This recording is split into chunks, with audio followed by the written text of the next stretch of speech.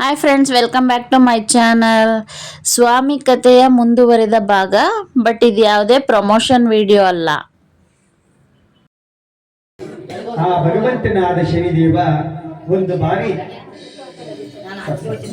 ಕೈಲಾಸಕ್ಕೆ ಹೋಗಿ ಬರನೆಂಬುದಾಗಿ ಆ ಶನಿ ಪರಮಾತ್ಮ ಕೈಲಾಸಕ್ಕೆ ಬಂದಿದ್ದಾರೆ.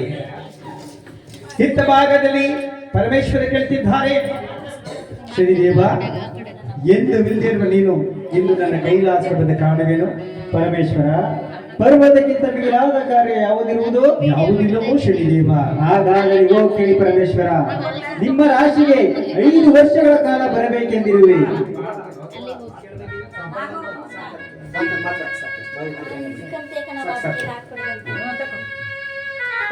ಏನು ಶನಿದೇವ, ಯಾವುದಿಲ್ಲವೋ? ಪರಮೇಶ್ವರ, ಹಾಗಾದರೆ ಗೋ ಕೇಳಿ ಪರಮೇಶ್ವರ, ನಿಮ್ಮ ರಾಶಿಗೆ 5 ವರ್ಷಗಳ ಕಾಲ ಬರಬೇಕೆಂದಿರುವ ಪರಮೇಶ್ವರ.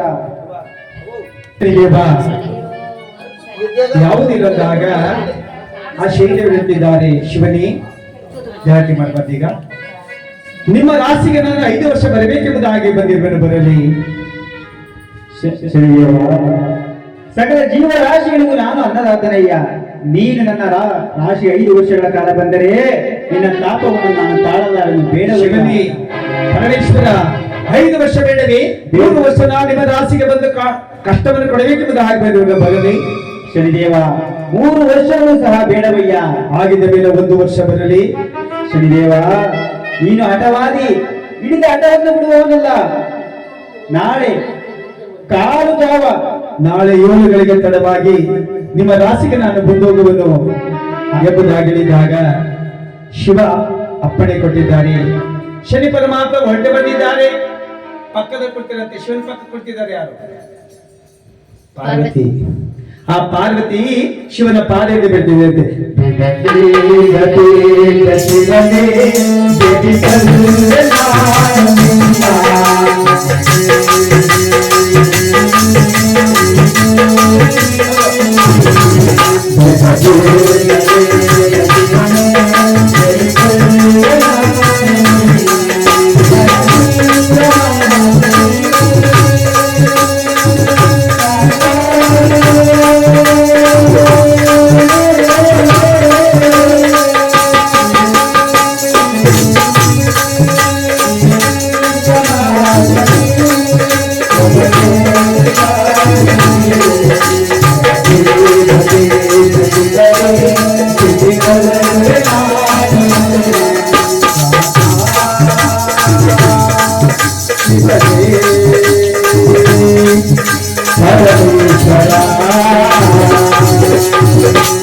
ಪರಮೇಶ್ವರ, ನಾನೇ ಮಾತಾಗಿನಿ, ನಿಮ್ಮನ್ನ ಒಂದು ಕ್ಷಣನೇ ಬಿಟ್ಟಿರಲಾರಲ್ಲ ಗಂಗಾಧರ.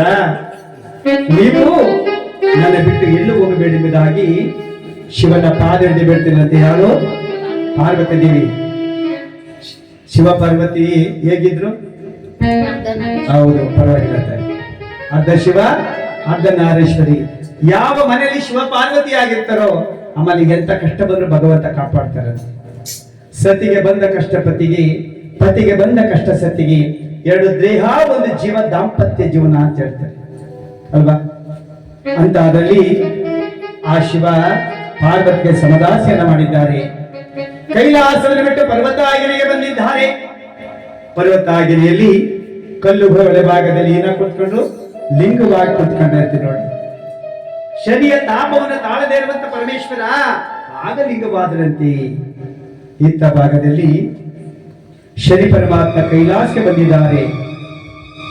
ಕಾಣನಲ್ಲ ಶಿವನ ಪರಶಿವನ, ಕಾಣನಲ್ಲ ಶಿವನ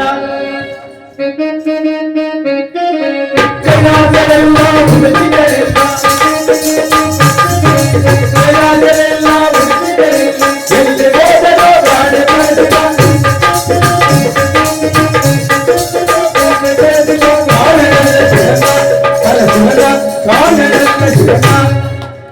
ಶಿವನಿ. ಇದು ಕೈಲಾಸವನ್ನು ಹುಡುಕದೆ ಕೈಲಾಸದಲ್ಲಿ ಶಿವ ಇಲ್ಲ. ಆಗ ಶನಿ ಪರಮಾತ್ಮ ಈಗ ದೃಷ್ಟಿ ನೋಡಿದಾಗ ಶಿವ ಏನಾಗಿದ್ರು? ಕಲ್ಲಾಗಿ ಲಿಂಗವಾಗಿದ್ದರು. ಕಲ್ಲಾದವರನ್ನು ಕಾಡುವುದು ಬೇಡೆಂಬುದಾಗಿ ಶನಿ ಪರಮಾತ್ಮ ಹೊರಟು ಹೋಗಿದ್ದಾರೆ. ನೀವು ಸುಮಾರು ಕಡೆ ನೋಡಿರ್ಬೇಕು, ಶಿವನ ಮೂರ್ತಿಗೆ ಅಭಿಷೇಕ ಮಾಡ್ತಾರೆ, ಲಿಂಗಕ್ಕೆ ಅಭಿಷೇಕ ಮಾಡ್ತಾರಪ್ಪ, ಲಿಂಗಕ್ಕೆ ಅಭಿಷೇಕ ಮಾಡ್ತಾರೆ. ಏಕೆಂದರೆ ಶನಿಯ ದೋಷ ಪರಿಹಾರವಾಗಬೇಕು ಅಂದರೆ ಶಿವಲಿಂಗಕ್ಕೆ ಹೋಗಿ ಅಭಿಷೇಕವನ್ನ ಮಾಡಿ ಆಂಜನೇಯನ ದರ್ಶನವನ್ನ ಮಾಡಿ ಪರಮಾತ್ಮಗೆ ಎಳ್ಳೆಣ್ಣೆ ಅಭಿಷೇಕ ಮಾಡಿದಂತೆ ಆ ಎಳ್ಳು ಜ್ಯೋತಿ ಹೆಚ್ಚಿದಂತೆ ಪರಮಾತ್ಮ ಶಾಂತನಾಗದು. ನೋಡಿ, ಕೈಲಾಸಪತಿ ಆಗಿರುವಂತ ಶಿವನನ್ನೇ ಕಾಡ್ತಿದ್ದಾರೆ ಭಗವಂತ. ನೋಡಿ, ಆ ಶನಿದೇವರ ಕಷ್ಟವನ್ನ ಕಾಟವನ್ನ ತಾಳದಾರಂತ ಪರಮೇಶ ಆಗ ಕಲ್ಲಾಗಿ ಕುತ್ಕೊಂಡ್ರಂತೆ. ಇತ್ತ ಭಾಗದಲ್ಲಿ ಆ ದಿವಸ ಮಗ್ದಿದೆ, ಶಿವ ಆ ಕಲ್ಲುಗಳಿಂದ ಎದ್ದು ಬಂದಿದ್ದಾರೆ. ಶನಿ ಪರಮಾತ್ಮಗಳಿದ್ದಾರೆ. ಶಿವನೇ ಗಂಗಾಧರ ಅಂದಾಗ ಶನಿದೇವ ಇಲ್ಲಪ್ಪ ನಿನ್ನ ರಾಶಿ ಬರಲೇ ಇಲ್ವಲ್ಲ ನನ್ನ ರಾಶಿಗೆ ಅಂದಾಗ ಹಾಗೇನಂತ ಶನಿದೇವರೇನಂತ, ಶಿವನೇ ಪರಮೇಶ್ವರ, ಏ ಗಂಗಾಧರ, ಏ ಭೈರವೇಶ್ವರ, ನೀವು ನಾನು ಬರುವುದಕ್ಕಿಂತ ಮುಂಚಿತವಾಗಿ ಭಯಪಟ್ಟು ಕಲ್ಲಾಗಿ ಕೊಡ್ತಿರ್ಲಿಲ್ಲವೇ? ಕಲ್ಲಾದವನ ಕಾಡುವುದಿಲ್ಲ. ಆಗ ಶನಿ ಪರಮಾತ್ಮ ಹೇಳಿದಾಗ ಪರಮೇಶ್ವರಂತಿ, ಶನಿದೇವ ಕೈಲಾಸಪತಿ ಆಗಿರುತ್ತೆ, ನನ್ನನ್ನೇ ಕಾಡಿ ಕಲ್ಲು ಮಾಡಿದೆವು ನೀನು, ಮುಂದೆ ನೀನು ಯಾರ್ಯಾರಿಗೆ ಕಷ್ಟ ಕೊಡುವೆ ನಾನೇನಯ್ಯ? ಶನಿದೇವ ಶಾಂತರಿ, ಯಾರು ನಿನ್ನನ್ನು ಸದ್ಭಕ್ತಿಯಿಂದ ಪೂಜೆ ಮಾಡುತ್ತಾರೋ, ಆರಾಧನೆ ಮಾಡ್ತಾರೋ, ನಿನ್ನ ಕಥೆಯನ್ನು ಓದುತ್ತಾರೋ, ನಿನ್ನ ಕಥೆಸವನ್ನು ಕೇಳುತ್ತಾರೋ ಅವರಿಗೆ ದ್ವಾದಶ ಅಷ್ಟಮ ಪಂಚಮ ರಾಶಿಗೆ ಅದರಿಸುದ ಬಂದು ಕಾಡಬೇಡಪ್ಪ, ಅವರ ಕಾಪಾಡಪ್ಪ, ಶಾಂತ ಸ್ವರೂಪನಾಗು. ಆ ಶನಿ ಮತ್ತೆ ಅಕ್ಷರಕ್ಕೆ ಪರಮೇಶ್ವರ ಆದೇಶ ಕೊಟ್ಟ ಮೇಲೆ ಏನಾಯ್ತು? ಶನೇಶ್ವರ ಮತ್ತು ಶೈದೇವರು ಅಂತಿದ್ದವರು, ಈಗ ಶನೇಶ್ವರ ಶನೇಶ್ವರ ಅಂತ ಹೇಳ್ತಾರೆ. ಆಗ ಶಿವನ ರಾಶಿಯಿಂದ ಬಿಡುಗಡೆಯಾಗಿದ್ದಾರೆ. ಇನ್ನು ಮುಂದೆ ಯಾವ ರಾಶಿಗೆ ಹೋಗ್ತಿದ್ದಾರೆ ಅಂದರೆ ಗುರುಗಳ ರಾಶಿಗೆ ಹೋಗ್ಬೇಕು. ಇದ್ದಾನೆ ದೇವೇಂದ್ರ, ಅಗ್ನಿ, ವಾಯು, ವರುಣ, ಯಮಧರ್ಮನ ಕೂಡಿಕೊಂಡು ರಾಜ್ಯ ಭಾರವನ್ನು ಮಾಡ್ತಿದ್ದಾರೆ.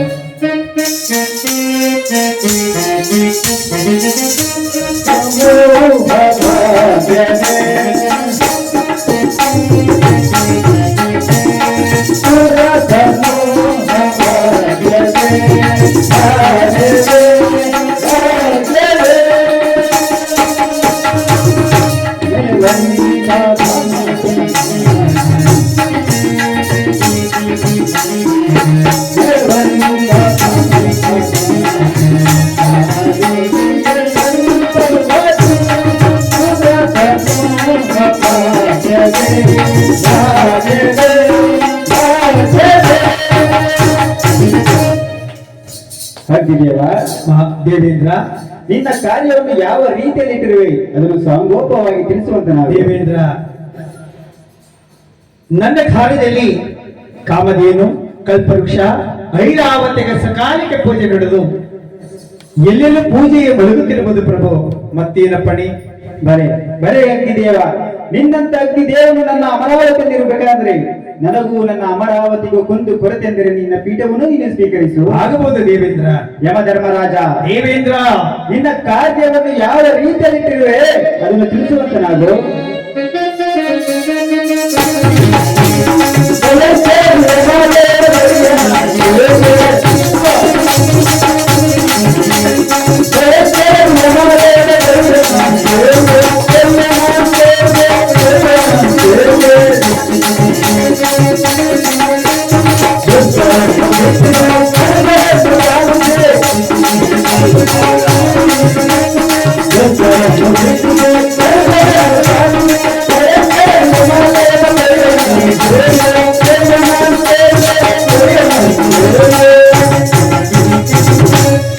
ದೇವರಾಜ, ಯಮಧರ್ಮರಾಜ, ನನ್ನ ಅಧಿಕಾರವನ್ನು ಯಾರ ಮೀಸಲಿಟ್ಟರೆ ಕರ್ಮಗಳಿಗೆ ಅಗೌರವವಾದ ಶಿಕ್ಷೆಯನ್ನು ಕೊಟ್ಟು ನರಕಟ್ಟೆಗಳನ್ನು ಧರ್ಮದತ್ತರಿಗೆ ಸ್ವರ್ಗದ ಕಾಪಾಡುವನು.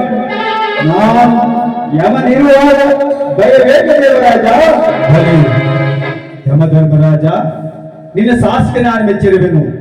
ಈ ರೀತಿಯಾಗಿ ಯಾವ ದೇವೇಂದ್ರ ರಾಜ್ಯಭಾರವನ್ನು ಮಾಡ್ತಿರ್ಬೇಕಾದ್ರೆ ಅಲ್ಲಿಗೆ ಗುರುಗಳಾಗಿರುವಂತ ಪುರುಷೋತ್ತಾಚಾರ್ಯರು ದೇವೇಂದ್ರ ಸಭೆಗೆ ಬಂದಿದ್ದಾರೆ. ಆ ಗುರುಗಳ ಆಲೋಚನೆ ಮಾಡುತ್ತೆ, ನಾನು ಮುಕ್ಕೋಟಿ ದೇವತೆಗಳಿಗೆ ನಾನು ಗುರುಗಳು, ನನ್ನನ್ನು ಎಲ್ಲ ದೇವತೆಗಳು ಪೂಜೆ ಮಾಡುತ್ತಿರಬೇಕಾದರೆ ನನಗಿಂತ ಯಾರು ದೊಡ್ಡವರಿದ್ದಾರೆ? ನಾನೇ ಹೆಚ್ಚು. ನೋಡಿ ಗುರುಗಳಿಗೆ ನಾನೇನುವಂತ ಅಹಂಕಾರ ಜಾಸ್ತಿ ಆಗಿತ್ತಂತೆ, ನಾನೇ ಹೆಚ್ಚು ಇರಲಿ, ನಾನೀಗ ದೇವರ ಸಭೆಗೆ ಹೋಗಿ ಬರೆಯುವುದಾಗಿ ಗುರುಗಳು ದೇವರ ಸಭೆಗೆ ಬಂದಿದ್ದಾರೆ. ದೇವೇಂದ್ರ ಆ ಸಿಂಹಾಸನದ ಕೆಳಭಾಗಿಳಿದು ಫಲಪುಷ್ಪಾದಿಗಳು ತೆಗೆದುಕೊಂಡು ಬಂದು ಗುರುಗಳ ಪಾದ ಪೂಜೆ ಮಾಡಿದ್ದಾರೆ.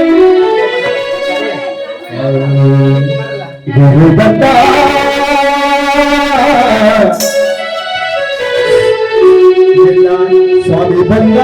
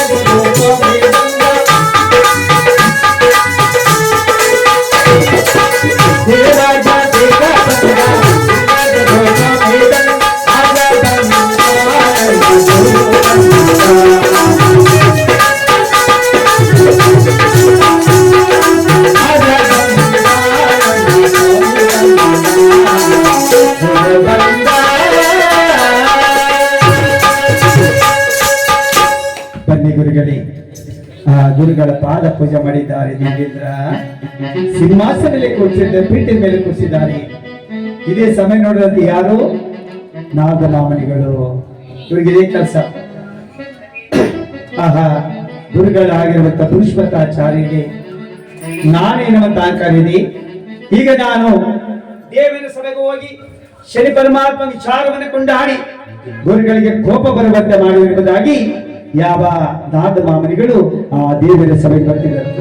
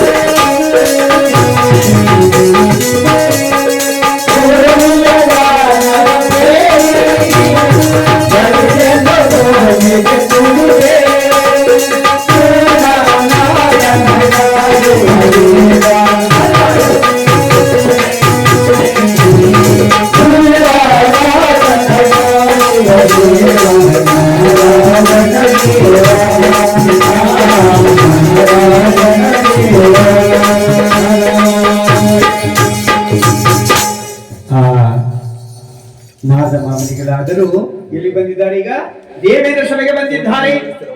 ದೇವೇಂದ್ರ ಕಳಿಸಿದ್ದಾರೆ. ಮೂರು ಲೋಕ ಒಂದು ಚರಿತ ನಾರಾಯಣ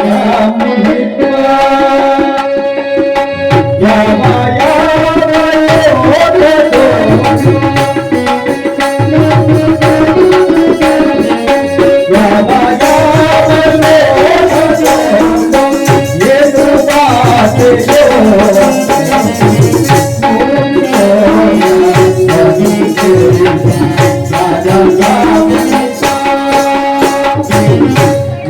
ನಾರದ ಮಾಮನಿಗಳಿ, ನೀವು ಎಲ್ಲಿಂದ ಬರೋಣವಾಯಿತು?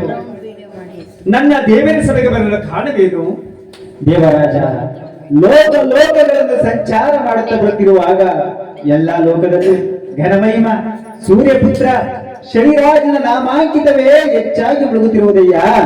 ಹಾಗಾಗಿ ಈ ನಿನ್ನ ಸಭೆಯಲ್ಲಿ ಒಂದು ಬಾರಿ ಹೇಳಿ ಹೋಗೋಣ ಅಂತ ಬಂದಿರುವನಷ್ಟೇ. ಯಾವಾಗ ನಾರದ ಮಾಮನಿಗಳು ಶನಿ ಪರಮಾತ್ಮನ ಪ್ರಭಾವ ಹೆಚ್ಚಾಗಿದೆ ಎಂದಾಗ ಭಕ್ತ ಕೊಡ್ತಾರೆ, ಯಾರು ಗುರುಗಳ ಕೋಪ ಬಂದಂತೆ. ನಾರದ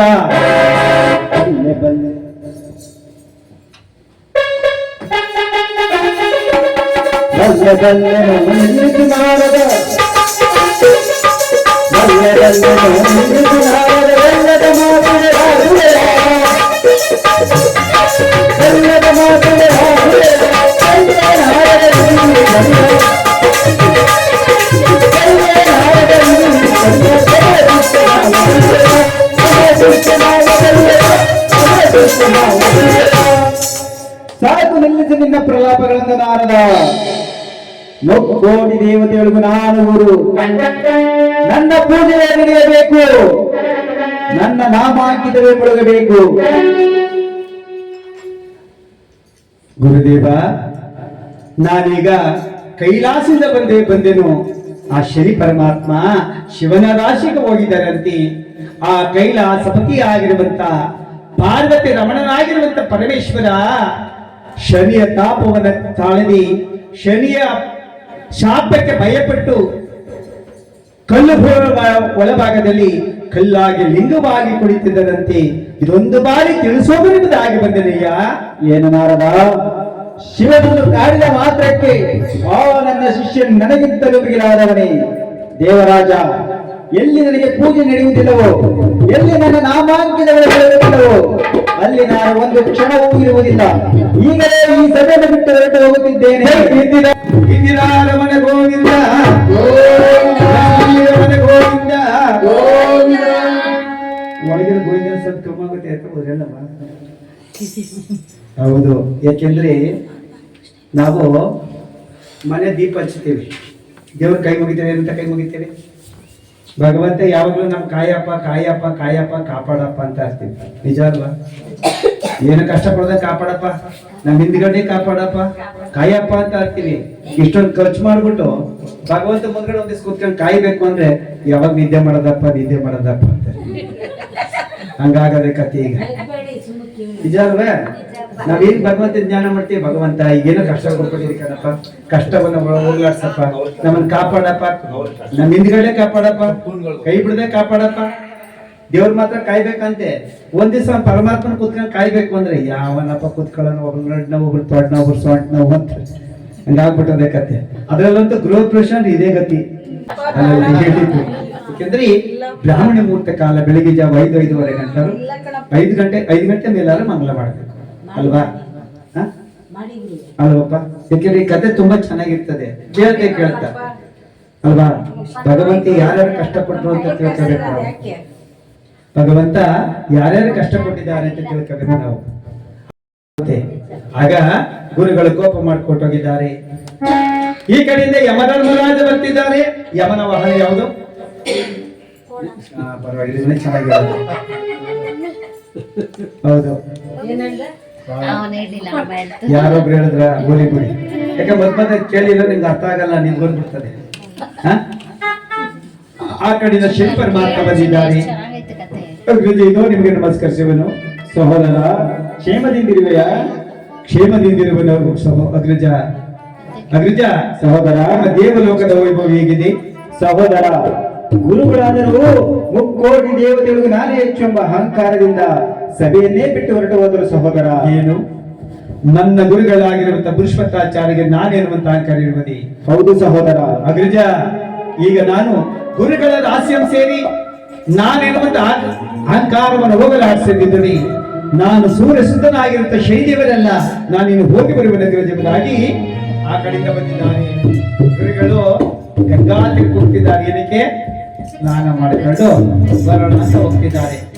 ಇದೇ ಸಮಯ ನೋಡಿದ್ದಾರೆ ಭಗವಾನ್ ಶನಿದೇವ. ಗುರುದೇವಿದು ನಿಮಗೆ ನಮಸ್ಕರಿಸುವೆನು. ಶನಿದೇವ, ನಿನಗೆ ಶುಭವಾಗಲಯ್ಯ. ಗುರುದೇವ, ನೀವು ಮುಕ್ಕೋಟಿ ದೇವತೆಗಳಿಗೆ ನೀವು ಗುರುಗಳು, ನಾನು ನಿಮ್ಮ ಪ್ರಿಯ ಶಿಷ್ಯ. ನಾನು ಒಂದು ವರವನ್ನು ಬೇಡವನ್ನು ಅನುಗ್ರಹಿಸು. ಶನಿದೇವ, ನಿನಗೆ ಎಂತಹ ವರ ಬೇಗ ಕೇಳಿಕೋ, ನಿನ್ನ ಗುರುವಾಗಿ ನಾನು ಅನುಗ್ರಹಿಸುತ್ತೇನೆ. ಗುರುದೇವ, ನಾನು ನಿಮ್ಮ ರಾಶಿಗೆ 5 ವರ್ಷ ಸೇರಿ 5 ವರ್ಷ ನಿಮ್ಮ ರಾಶಿಗೆ ಬರಬೇಕೆಂಬುದಾಗಿ ಬಂದಿರುವನು. ಬೆಡ್ಶೀಟ್ ತಗೊಂಡಿಗೆ ಹೋಗಿ ಮನೆ ಕಳ್ಳೆ ಬರಲಿ ಗುರುದೇವ. ಶನಿದೇವ, ನೀನು ನನ್ನ ರಾಶಿಗೆ 5 ವರ್ಷಗಳ ಕಾಲ ಬಂದರೆ ನಿನ್ನ ತಾಪವನ್ನು ನಾನು ತಾಳಲಾರೆನೋ. 5 ವರ್ಷಗಳ ಕಾಲ ಬೇಡವಯ್ಯ. ಅಪ್ಪ, ದಯಮಾಡಿ ಯಾರು ಬೇಜಾರು ಮಾಡ್ಕೊಳ್ಳಿ. ಮೇಲೆ ಇರೋರು ಭಗವಂತ ಕೆಳಗಡೆ ಕುರ್ಸಿ ಮೇಲೋದ್ರೆ ಭಗವಂತ ತಲೆ ಮೇಲೆ ನೋಡ್ದಂಗಲ್ವ ನಮಗೆ. ಯಾರು ಉನ್ನತ ಭಾವಿಸ್ಬಾರ್ದು. ಯಾಕಂದ್ರೆ ನಾನು ನಿದ್ರೆಗಡಿಸ್ಬೇಕು ಅನ್ನೋ ಭಾವನೆ ಇಲ್ಲ. ಆದ್ರೂ ಒಂದು ಲೆಕ್ಕ ಹೇಳ್ತಾರೆ ಅಂದ್ರೆ ಇಲ್ಲಿ ಬಿಡಿ ಹೇಳಿದ್ದೀವಿ, ಮಿಕ್ಕದವ್ರು ಬಿಟ್ಟು ತೊಂದರೆ ಕೊಡಬಾರ್ದು. ಇತ್ತ ಭಾಗದಲ್ಲಿ ಗುರುದೇವ, ನಾನು ನಿಮ್ಮ ರಾಶಿಗೆ 5 ವರ್ಷ ಬರಲೇ ಬೇಡವಯ್ಯ ಶನಿದೇವ. 3 ವರ್ಷ. ಶನಿದೇವ, ನೀನು ನನ್ನ ರಾಶಿಗೆ 3 ವರ್ಷಗಳ ಕಾಲ ಬಂದರೆ ನಿನ್ನ ತಾಪವನ್ನು ನಾನು ತಾಳಲಾರೆನೋ. 3 ವರ್ಷವೂ ಸಹ 1 ವರ್ಷ ಬರಲೇ ಗುರುಗಳೇ. ಶನಿದೇವ, 1 ವರ್ಷವೂ ಸಹ ಬೇಡವಯ್ಯ. ಆಗಿದ್ದ ಮೇಲೆ ಕಾಲು ಜಾವ ನಿಮ್ಮ ರಾಶಿಗೆ ಬಂದು ಹೋಗುವುದು ಗುರುಗಳೇ. ಶನಿದೇವ, ಕಾಲು ಜಾವ ಮಾತ್ರ ತಾನೇ? ಹೌದು ಗುರುದೇವ. ಹಾಗಾದರೆ ನಿನಗೆ ಮನ್ನಣೆಯನ್ನು ಕೊಡುತ್ತಿದ್ದೇನೆ. ಕಾಲು ಜಾವ ಮಾತ್ರ ಬಂದು ಹೋಗಯ್ಯ. ಇಂದಿರಾ ರಮಣ ಗೋವಿಂದ ಶ್ರೀರಮಣ ಗೋವಿಂದ ಗೋವಿಂದ, ನವಗ್ರಹಾದಿಗಳ ಪಾದಾರ್ವಿಂದಕ್ಕೆ ಗೋವಿಂದ ಗೋವಿಂದ. ವೀರಭದ್ರೇಶ್ವರ ನಿನ್ನ ಪಾದಗರ್ಭಿತವಾಗಲಿ ಗೋವಿಂದ ಗೋವಿಂದ. ಕಾಳಮದೇವಿ ನಿನ್ನ ಪಾದಗರ್ಭಿತವಾಗಲಿ ಗೋವಿಂದ ಗೋವಿಂದ. ನವಗ್ರಹಾದಿಗಳ ಪಾದಾರ್ವಿಂದಕ್ಕೆ ಗೋವಿಂದ ಗೋವಿಂದ. ಹೇ ನಮ್ಮ ಪಾರ್ವತೀಪತಿಯೇ. ಇತ್ತ ಭಾಗದಲ್ಲಿ ಯಾವ ಭಗವಂತನಾದ ಶನಿದೇವ ಕಾಲು ಜಾವ ನಿಮ್ಮ ರಾಶಿ ಬರ್ತೀನಿ ಅಂತ ಹೇಳಿದ್ರಲ್ಲ. ಆಹಾ, ನಾನು ಹೇಗೆ ಅವ್ರ ರಾಶಿಗೆ ಹೋಗ್ಬೇಕು ಅಂತ ಆಲೋಚನೆ ಮಾಡ್ತಿರ್ಬೇಕಾದ್ರೆ ನನ್ನ ಗುರುಗಳಿಗೆ ಹಣ್ಣು ಅಂದ್ರೆ ಕೆಕ್ಕರಿ ಕಣ್ಣು ಅಂದ್ರೆ ಬಲು ಪ್ರೀತಿ. ನಾನೀಗ ನಾರಿ ವೇಷವನ್ನು ತಾಳಿಕೊಂಡು ಒಂದು ಬುಟ್ಟಿಲ ಹಣ್ಣಿಟ್ಟುಕೊಂಡು ಮಾರಾಟ ಮಾಡಿಕೊಂಡು ಬಂದು ಗುರುಗಳು ಕೊಂಡಿಕೊಳ್ಳುವಂತೆ ಮಾಡಿ ನನ್ನ ಮಹಿಮೆಯನ್ನು ತೋರಬೆಂಬುದಾಗಿ ಯಾರು ಭಗವಂತನಾದ ಶ್ರೀದೇವರು ಹೆಣ್ಣಿನ ರೂಪವನ್ನು ತಾಳಿದ್ದಾರೆ. ಒಂದು ಬುಟ್ಟಿ ಹಣ್ಣಿಟ್ಕ ಮಾರಾಟ ಮಾಡ್ಕೋಬೇಕು.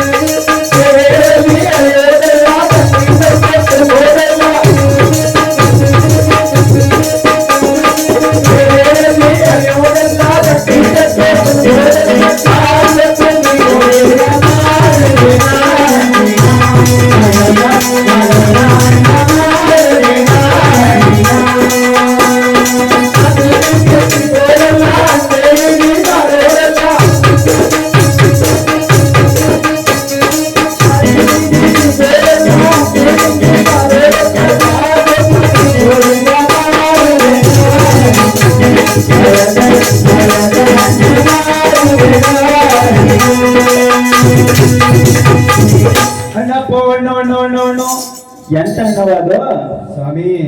ನಾನು 2 ಕೆಕ್ಕರಿಕೆ ಮಾರಾಟ ಮಾಡ್ತೀನಿ ಸ್ವಾಮಿ. ಚಕ್ರಿಕೆ ಹಣ್ಣವ? ಹೌದು ಸ್ವಾಮಿ. ನಾ ಮಗಿನ ಬಾಯಿ ಜೋಲ್ ಬರ್ತದೆ ನೋಡಿ ಸರ್. ನೋಡಿ, ಆ ಮಗ ಮನೆ ಕಳೆದ ಕೂರ್ತದೆ ನೋಡಿ ಸರ್. ಹಣ್ಣಿಗೋಸ್ಕರ ಅವ್ವ ಹಾ. ನನಗೆ ಕೆಕ್ಕರಿಗೆ ಏನಾದ್ರೆ ಬಲು ಪ್ರೀತಿ ಕೊಟ್ಟಿಯವ್ವ. ನಿನ್ಗೆ ಯಾವ ಹಣ್ಣು ಇಷ್ಟವಪ್ಪ? ಮಾತಾಡು, ನಿನ್ಗೆ ಯಾವ ಹಣ್ಣು ಇಷ್ಟ? ಹೇಳು, ಹೇಳ್ಬೇಕು. ಯಾವ ಹಣ್ಣು ಬೇಕು? ಎಲ್ಲ ಹಣ್ಣು ಬೇಕು. ಹಣ್ಣುಗಳಲ್ಲಿ ಯಾವ್ದು ಎಲ್ಲ ಕೊಡಿ ಅಲ್ವಾ? ಹಣ್ಣುಗಳಲ್ಲಿ ಒಬ್ಬೊಬ್ಬರಿಗೊಂದೊಂದು ಹಣ್ಣು ಇಷ್ಟ ಅಲ್ವಾ? ನಿಮ್ಗೆ ಜಾಸ್ತಿ ಮಾವಿನಕಾಯಿ ಮಾವಿನ ಇಷ್ಟನಾ? ನಿಜನಾ? ಹ? ಅದು ಮಾವಿನಕಾಯಿ ಆಗ್ಬೇಕಂತೆ, ಹಣ್ಣಾಗ್ಬೇಕು. ಮಾವಿನಕಾಯಿ ತಿನ್ಬಾರ್ದು, ಹಣ್ಣು ಬರ್ತದೆ ಹುಳಿ. ಹಣ್ಣಾದ್ರೆ ತಿನ್ಕೋಬಹುದಲ್ಲಪ್ಪ? ಏನಪ್ಪ ಎಲ್ಲಾರ್ಗು ಇಷ್ಟ ಬಿಡಿ, ಬಿಡಿಯಪ್ಪ. ಇಲ್ಲಿ ಬಿಡಿ, ಎಲ್ಲಾರ್ಗು ಇಷ್ಟ ಅಲ್ವಾ? ಹಾ, ಈಗ ಒಬ್ಬೊಬ್ರಿಗೆ ಒಂದೊಂದು ಹಣ್ಣು ಇಷ್ಟ. ಈ ಗುರುಗಳಿಗೆ ಯಾವ ಹಣ್ಣು ಇಷ್ಟ? ಗುರುಗಳಿಗೆ ಯಾವ ಹಣ್ಣು ಇಷ್ಟ? ಕೆಕ್ಕರಿ ಕಣ್ಣು. ಆ ಕೆಕ್ಕರಿ ಕಣ್ಣು ಇಷ್ಟ ಅಂದಾಗ, ಯಾಕೆಂದ್ರೆ ಹಣ್ಣುಗಳಲ್ಲಿ ತುಂಬಾ ವಿಶೇಷವಾದ ಹಣ್ಣುಗಳವೆ ಅಲ್ವಾ? ಹಾ, ದೇವರಿಗೆ ಶುದ್ಧವಾದ ಇಷ್ಟವಾದ ಹಣ್ಣು ಯಾವ ಹಣ್ಣು ಅಂತ ಏನ್ರಿ? ಯಾವ ಹಣ್ಣು ಅಂತ ಹೇಳೋದಕ್ಕ? ದೇವರಿಗೆ ಶುದ್ಧವಾದ ಇಷ್ಟವಾದ ಹಣ್ಣು ಯಾವ ಹಣ್ಣು ದೇವರಿಗೆ? ಜಾಸ್ತಿ ಮಾಡೋದ ಬಾಳೆಹಣ್ಣು. ಹೌದು, ನಾನು ಹಂಗೆ ಕಣ ಮಾಗಡಿ ಹತ್ರ ಉಜ್ಗಲ್ಲೇನ, ಮಾಗಡಿ ಹತ್ರ ಉಜ್ಗಲ್ಲು ಅಲ್ವಸರ ಕತೆಗೆ ಹೋಗಿದ್ದೆ. ಅಲ್ಲಿ ಒಬ್ರು ಕೇಳಿದ್ರು ದೇವರಿಗೆ ಇಷ್ಟವಾದ ಹಣ್ಣು ಯಾವ ಹಣ್ಣು ಅಂದ್ರು. ನಾನು ಬಾಯಿಗೆ ಪಟ್ಟು ಬತ್ತ ಬಾಳೆಹಣ್ಣು ಒಂದೇ. ಹಣ್ಣು ನಾ ಕೇಳಿದ ಕಾಯಲ್ಲ. ಹಣ್ಣು ನಾವೆಲ್ಲ ಮಾಡೋದು ಹಣ್ಣು ಬಾಳೆಹಣ್ಣು. ಹೌದು, ನಾನು ಹಂಗೆ ಕಣ ಕೇಳೋಣ ಈಗ ಪೂರ್ತಿಯ. ನೀನ್ ಹೇಳಿ ಸರಿ ಅಣ್ಣ, ನಾನು ಹಂಗೆ ಅಂದೆ. ದೇವ್ರಿಗೆ ಇಷ್ಟವಾದ ಶುದ್ಧವಾದ ಹಣ್ಣು ಯಾವ್ದು? ಇಷ್ಟವಾದ ಹಣ್ಣು ಇಷ್ಟವಾದ ಹಣ್ಣು ಶುದ್ಧವಾದ ಹಣ್ಣು ಯಾವ ಹಣ್ಣು ಅಂದ. ನಾನೇನಂತ ಬಾಳೆಹಣ್ಣು ಅಂತ ಬೇಗ ಅಂದ್ಬಿಟ್ಟೆ. ಅವನೇನಂದ ಗೊತ್ತಣ್ಣ, ಒಳ್ಳೆ ಕಾರ್ಯಕ್ಕೆ ಮುರಿತಾರೆ, ಕೆಟ್ಟ ಕಾರ್ಯಕ್ಕೆ ಮುಗಿತಾರೆ ಅಂದ. ಬಾಳೆಹಣ್ಣ ಒಳ್ಳೆ ಕಾರ್ಯಕ್ಕೆ ಉಪಯೋಗಿಸ್ತಾರೆ, ಈಗ ಹೌದು ಗೊತ್ತಿಲ್ಲ. ಒಳ್ಳೆ ಕಾರ್ಯಕ್ಕೆ ಉಪಯೋಗಿಸ್ತಾರೆ, ಕೆಟ್ಟ ಕಾರ್ಯಕ್ಕೆ ಉಪಯೋಗಿಸ್ತಾರೆ. ಈಗ ಇವತ್ತಲ್ಪ ತಲೆ ಕೆರೆ ರವಿಣ್ಣಗೆ ಈಗ ತಲೆ ಕೆಟ್ಟು. ಇಷ್ಟೊತ್ತಿಗೆ ಚೆನ್ನಾಗಿತ್ತು, ಯಾಕಪ್ಪ ಕಷ್ಟ ಮಂಡ್ಯದಿಲ್ಲ ಕತೆ. ನಾನು 15 ತಟ್ಟೆ ಮುಡಿದ್ರೆ ಮುಸಿ ಬೇಡ ಕರೆಕ್ಟಾಗಿ ಯಾವಣ್ಣ ಅಂದ ದಾಳಿಬೇಣು ಅಂತ. ಇವ್ರಿಗೆ ನಾನು ಮೂಸು ಬೇನು ಅಂತ ಹೇಳಿದೆ ಅಣ್ಣ, ತಟ್ಟೆ ಮುಡಿತಾರಲ್ಲ ಅಂತ. ಅವನೇನಂದ ಸೇಬು ಜಾಡ್ ಬಂದವ್ರು ಕೊಡ್ತಾರೆ ಅಂತ. ದಾಳಿಬೇಣು ಒಂದೇ ಹಿಂದೆ ಮುಂದೆ ಯಾವ್ದಾರು ಕೊಡ್ತಾರೆ ಅಂತ ಒಂದೊಂದು ಹೇಳ್ತಾನೆ ಇದ್ದ. ಅದು ಬೇಡ, ಅದೇ ಕಡೆ ಈಗ ಚೆನ್ನಾಗಿ ಹೇಳಿದೆ. ಅಲ್ಲಿ ನೋಡ್ಬಿಟ್ಟು ದೇವರಿಗೆ ಶುದ್ಧವಾದ ಹಣ್ಣು ಹುಣಸೆ ಹಣ್ಣು ಅಂತ ಹೇಳ್ತಾರೆ. ದೇವರಿಗೆ ಶುದ್ಧ ಮಾಡೋದು ಯಾವ ಹಣ್ಣು? ಅದೊಂದೇ ತರ ಶುದ್ಧ. ಶುದ್ಧವಾದ ಹಣ್ಣು ಆ ದೇವ್ರನ್ನ ತೊಳೆಯಿರಿ. ಈಗ ದೇವ್ರ ಸಾಮಾನು ತೊಳಿತಾರೆ ಮನೇಲಿ, ಯಾವ ಹಣ್ಣು ಹಾಕ್ತೀರಿ? ನಿಜ. ಹಾ, ಅದಕ್ಕೆ ದೇವರಿಗೆ ಶುದ್ಧವಾದ ಹಣ್ಣು ಹುಣಸೆ ಹಣ್ಣು ಅಂತ. ಇಷ್ಟುದ್ದ ಅವ ಈ ಕೇಳಕ್ಕೆ ನಾನು ಕೊನೆಗಾಗ ಅಂದ ಹುಣಸೆ ಹಣ್ಣು ಅಂತ ಅಂದ. ಹಂಗೆ ಒಬ್ಬೊಬ್ರಿಗೆ ಒಂದೊಂದು ಇಷ್ಟ ಬಿಡಿ. ಗುರುಗಳು ಒಂದಣ್ಣಿಗೆ ಇಷ್ಟಪಟ್ಟಿದ್ದಮ್ಮ,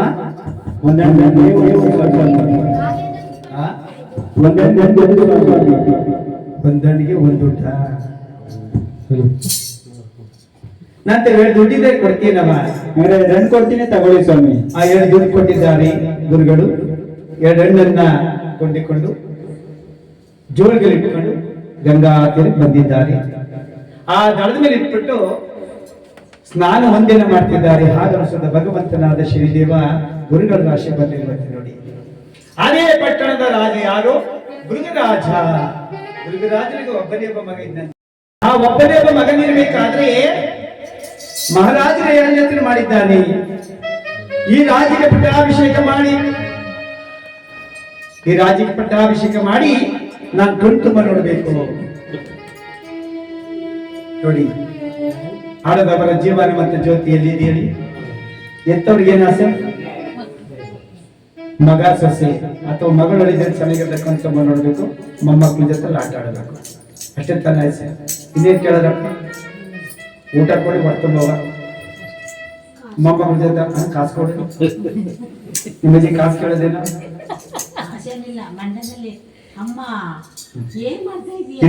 ಯಾಕೆಂದ್ರೆ ಜೀವನದಲ್ಲಿ ನಾವು ಬದುಕಿದಾಗಲೇ ಆ ಮಕ್ಕಳು ಚೆನ್ನಾಗಿರ್ಬೇಕು ಅಂತ ಆಲೋಚಿಸ್ತಕ್ಕಂಥವ್ರು ಯಾರು ಅಂದ್ರೆ ಅಪ್ಪ ಅಮ್ಮ. ಮಹಾರಾಜ ಆಲೋಚನೆ ಪಟ್ಟಿದ್ದಾರೆ, ಮಗನನ್ನು ಬರಮಾಡಿದ್ದಾರೆ. ಮಗನೇ, ಅಪ್ಪಾಜಿ ಈ ರಾಜ್ಯಕ್ಕೆ ಪಟ್ಟಾಭಿಷೇಕ ಮಾಡಿ ಕಣ್ತುಂಬ ನೋಡಬೇಕೆಂಬುದಾಗಿ ಆಸೆ ಆಗ್ತದೆ ಕಣೋ. ಅಪ್ಪಾಜಿ, ಈ ರಾಜ್ಯಕ್ಕೆ ಪಟ್ಟಾಭಿಷೇಕವನ್ನು ಮಾಡಿಸಿಕೊಂಡು ರಾಜ್ಯವನ್ನು ಆಳುವ ಆಸೆ ನನ್ನ ಇಲ್ಲ ಅಪ್ಪಾಜಿ. ಮತ್ತೇನು ಆಸೆ ಮಗನೇ? ಕುದುರೆಯ ಸವಾರಿಯನ್ನು ಕರೆಯಬೇಕೆಂಬ ಆಸೆ ಹೆಚ್ಚಾಗುತ್ತಿದೆ ಅಪ್ಪಾಜಿ. ನೀನೀಗ ಕುದುರೆ ಸವಾರಿ ಕಲಿಬೇಕೆಂಬುದಾಗಿ ಆಸೆ ಪಡುತ್ತಿರುವೆ. ಹೌದು ಅಪ್ಪಾಜಿ. ಮಗನೇ, ನೀನು ಒಬ್ಬಂಟಿಯಾಗಿ ಹೋಗಬೇಡ. ಮಂತ್ರಿ ಮಗ ಇದ್ದನಲ್ಲ, ಆತನ ಕರೆದುಕೊಂಡು ನೀವಿಬ್ಬರು ಕುದುರೆ ಸವಾರಿ ಹೋಗಿ. ಆಗಲಿ ಅಪ್ಪಾಜಿ. ರಾಜನ ಮಗ ಮಂತ್ರಿ ಮಗ ಇಬ್ಬರು ಕುದುರೆ ಸವಾರಿಗೆ ಹೋಗಿದ್ದಾರೆ. ಇತ್ತ ಭಾಗದಲ್ಲಿ ಗುರುಗಳು ಸ್ನಾನವನ್ನು ಮಾಡಿದ್ದಾರೆ ಗಂಗಾ ತೀರದಲ್ಲಿ. ಇದೇ ಸಮಯ ನೋಡಿದಂತೆ ಯಾರು ಭಗವಂತನಾದ ಶ್ರೀದೇವ. ಹಾ ಗುರುಗಳೇ, ಈಗ ನನ್ನ ಮಾಯದಿಂದ ಜೋಳಿಗೆ ಮತ್ತೆ ಎರಡನ್ನ ಮಾಯ ಮಾಡಿ ರಾಜನ ಮಗ ಮಂತ್ರಿ ಮಗನ ಶಿರಸ್ಸನ್ನ ಮಾಡಿ ನಿಮಗೆ ಸೂಲಕ್ಕೆ ಏರಿಸುವಂತೆ ಮಾಡುವೆನೋ.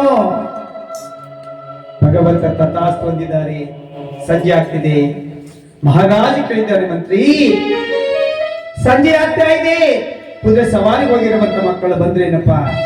ಇನ್ನು ಅರಮನೆಗೆ ಮಕ್ಕಳು ಬಾರಲಿಲ್ಲವೂ ಪ್ರಭು. ಆಗಿದ್ದ ಮೇಲೆ ಹೋಗು, ನಮ್ಮ ಅರಮನೆಯ ಕಾವಲುಗಾರರನ್ನು ಕಳಿಸಿಕೊಡಪ್ಪ. ಎಲ್ಲಿದ್ದಾರೆ ನೋಡಿಕೊಂಡು ಕರೆದುಕೊಂಡು ಬರಲಿ. ಆಗಲಿ ಪ್ರಭು. ನಮ್ಮ ಸೇವಕರನ್ನು ಕಳಿಸಿ ಮಕ್ಕಳನ್ನು ಹುಡುಗಿ ಕಳಿಸುತ್ತೇನೆ. ಆ ಕಡೆಯಿಂದ ಸೇವಕರು ಹುಡುಕ ಬಂದಿದ್ದಾರೆ. ಗುರುಗಳ ಸ್ನಾನ ಸಂಧಿಯನ್ನು ಮುಗಿಸಿಕೊಂಡು ಜಪ ತಪ ಮುಗಿಸಿಕೊಂಡು ಕೈಯಲ್ಲಿ ಜೋಳಿಗೆ ಇಟ್ಕೊಂಡು ನಿದ್ದೆ ಬಂದು ಒದ್ದಾಡ್ತವ್ರೆ. ಆ ಜೋಳಿಗೆ ಬಂದಿದ್ದಾರೆ. ಸ್ವಾಮಿ, ನೀವು ಯಾರು? ನಾನೇ ಗುರು. ಸಕಲ 33 ಕೋಟಿ ದೇವತೆಗಳಿಗೂ ನಾನೇ ಗುರು. ಸ್ವಾಮಿ, ನಿಮ್ಮ ಗುರುಗಳವರು ಬಂದಾಯ್ತದ. ಎಲ್ಲಿ ಹೋಗಿದ್ರಿ? ಗಂಗಾ ತೀರಕ್ಕೆ ಹೋಗಿದ್ದಪ್ಪ. ಸ್ಥಾನ ಒಂದಿನ ಮುಗಿಸಿ ಜಪ ತಪ ಮುಗಿಸೋಣ ಅಂತ ಹೋಗಿದ್ದೆ. ಮುಗಿದಾಯ್ತು ಸ್ನಾನ. ಅಲ್ಲ ಸ್ವಾಮಿಗಳೇ, ನಮ್ಗೆ ಯಾಕೆ ಬೇಕು? ಜೋಳಿಗೆಲ್ಲಿರೋದೇನು? ಕೆಟ್ಟಕ್ಕೇನಪ್ಪ ಈ ನನ್ನ ಜೋಗಿಯಲ್ಲಿರೋದು? ಗುರುಗಳೇ, ಕೆಳಗಡೆ ನೋಡಿ ರಕ್ತ ಸೋರ್ತದಲ್ಲ. ಅಪ್ಪ, ಈ ಜೋಗಿ ರಕ್ತ ವೇಗ ಬರ್ತಿದ್ವು ನನಗೆ ತಿಳಿದಿಲ್ಲಪ್ಪ. ಒಳಗಡೆ ಇರಿದ್ದಾಗಿರಿ ಗುರುಗಳೇ. ಅಪ್ಪ, ಈ ಜೋಗಿಯಲ್ಲಿ ಶಿರಸ್ಸು ಹೇಗೆ ಬಂತು ನನಗೆ ಗೊತ್ತಿಲ್ಲವಪ್ಪ. ಪಾಪಿ ಗುರುಗಳೇ, ಮಕ್ಕಳ ಶಿರಸ್ಸನ್ನು ಕತ್ತರಿಸಿ ಜೋಳಿಗೆಲ್ಲಿಟ್ಟುಕೊಂಡು ಕೆಕ್ಕರಿಕೆಯಿಂದ ಹಾಗೆ ಹೇಳ್ತಿರುವೆಯ ಅರಮನೆಗೆ ಬಂದಿದ್ದಾಗಿ ಆ ಅರಮನೆಗೆ ಕರೆದುಕೊಂಡು ಬಂದಿದ್ದಾರೆ. ಮಹಾರಾಜ ಹೇಳ್ತಾರಯ್ಯ, ಮಕ್ಕಳು ಸಿಕ್ಕಿದ್ರೇನಪ್ಪ? ಪ್ರಭು, ಹಿಂದೆಲ್ಲಿ ಪ್ರಭು ಮಕ್ಕಳು? ಪಾಪಿ ಗುರುವು ಮಕ್ಕಳ ಶಿರಸ್ಸನ್ನು ಕತ್ತರಿಸಿ ಜೋಡಿಯಲ್ಲಿ ಇಟ್ಟುಕೊಂಡಿದ್ದಾರೆ. ಏನು? ಮಕ್ಕಳ ಶಿರಸ್ಸನ್ನು ಕತ್ತರಿಸಿಕೊಂಡು ಜೋಳಿಗೆಲ್ಲಿಟ್ಟಿರುವರು ಈ ಗುರುಗಳು? ಆ ಜೋಳಿಗೆ ತೆಗೆದು ನೋಡಿದ ತಕ್ಷಣ ರಾಜನ ಮಗ ಮಂತ್ರಿ ಮಗನ ಶಿರಸ್ಸಾಗಿದೆಯಲ್ಲ, ಆ ಶಿರಸ್ಸಿಟ್ಕೊಂಡಿಟ್ಟಿದ್ದಾರೆ. ಮಕ್ಕಳೇ,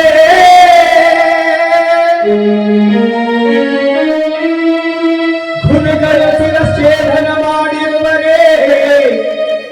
ಅಯ್ಯೋ ಮಕ್ಕಳೇ, ನನ್ನ ಮಗಳೇ,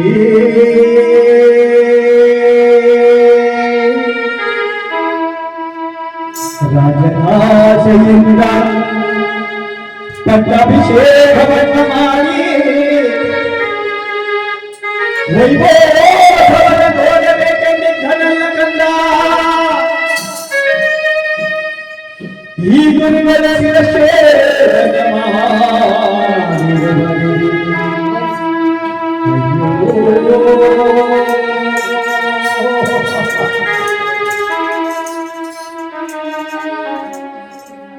ರಾಜ್ಯದ ಆಸೆ ತೀರಿ ಹೋಗಿ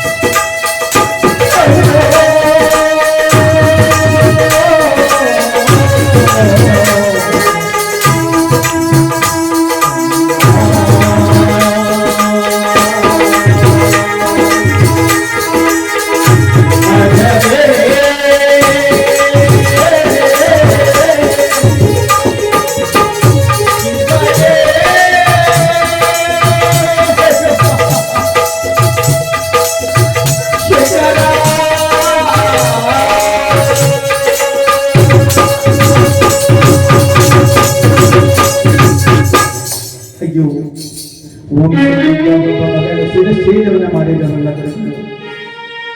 ಮಗನಿಲ್ಲದೆ ಹೇಗೆ ನಾನು ರಾಜ್ಯಭಾರ ಮಾಡಲಿ, ಮಗನಿಲ್ಲದೆ ಹೇಗೆ ನಾನು ಬದುಕಲಿ ಪರಮೇಶ್ವರ. ಅಯ್ಯೋ, ಈಗ ನಾನು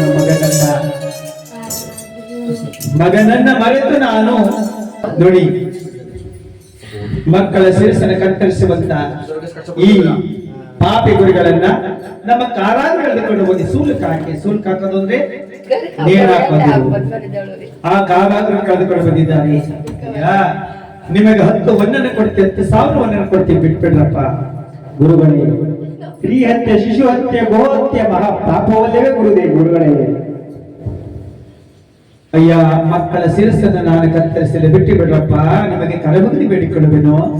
ಗುರುಗಳೇ, ಮಹಾರಾಜರ ಆಜ್ಞೆಯಾಗಿದೆ,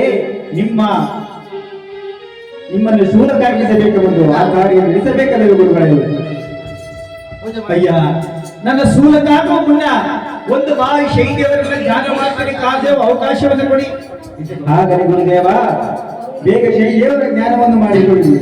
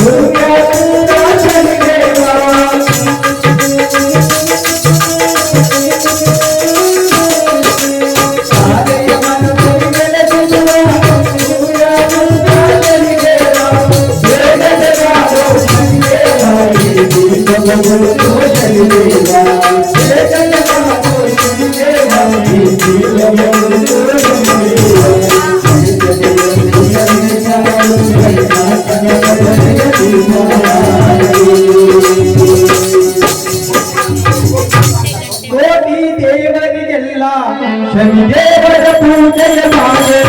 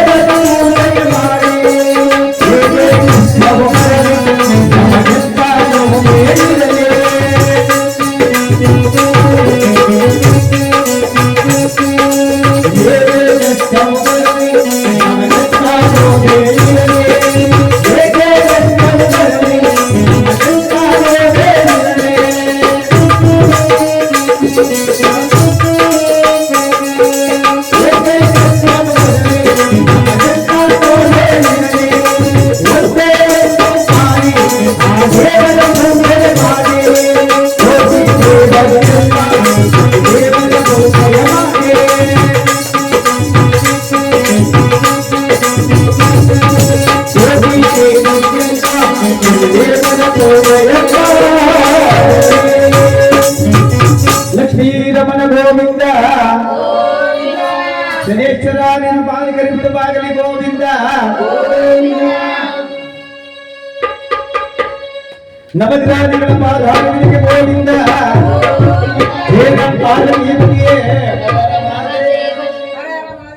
ಯಾವಾಗ ಕಾಲು ಜಾವ ಮುಗಿತೋ ಕುದುರೆ ಸವಾರಿ ಹೋಗಿರುವಂತ ರಾಜನ ಮಗ ಮಂತ್ರಿ ಮಗಿಬ್ಬರು ಅರಮನೆಗೆ ಬಂದಿದ್ದಾರೆ.